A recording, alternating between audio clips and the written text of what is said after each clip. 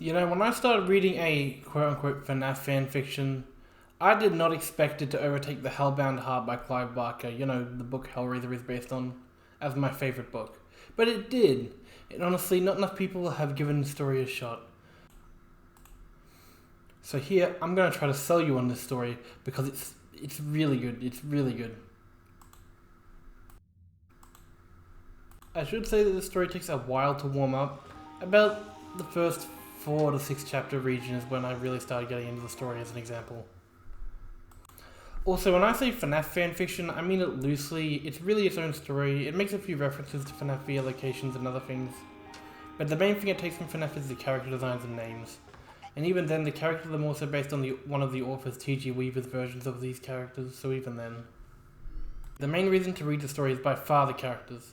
The primary characters include Mike, who we will get to, and 4 apartments of 4 he rotates between, each consisting of a version of Freddy, Bonnie, Chica, and Foxy. Now that that's out of the way, the main reason to read the story is by far the characters. The primary characters include Mike, who we will get to, and 4 apartments of 4 he rotates between, each consisting of a version of Freddy, Bonnie, Chica, and Foxy.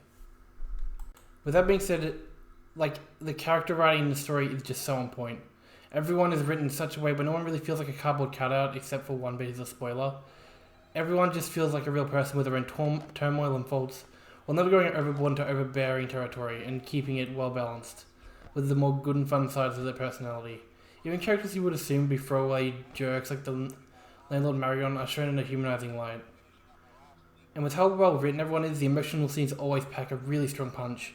I'm not ashamed to admit there are times where I had to take a break from reading and pace around my room for a bit, processing what just happened.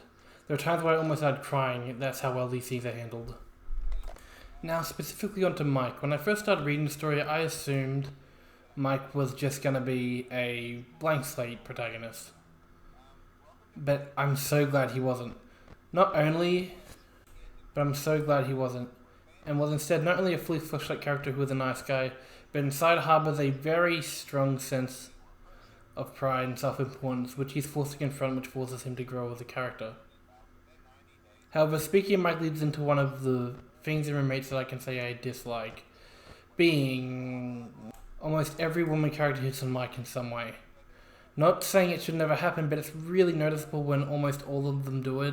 But ultimately, it's just kind of nitpick, and it's really just a handful of scenes. With that all being said, Roommates is a wonderfully written story about community and growth with fantastic character writing and an interesting mystery, which I have not mentioned in this video in order to avoid spoiling it. And if you would like to read it, I have linked in the description below. Along with a really well-made fan-made audiobook version with illustrations that covers the first 3 chapters. And remember, everyone has their up and down days.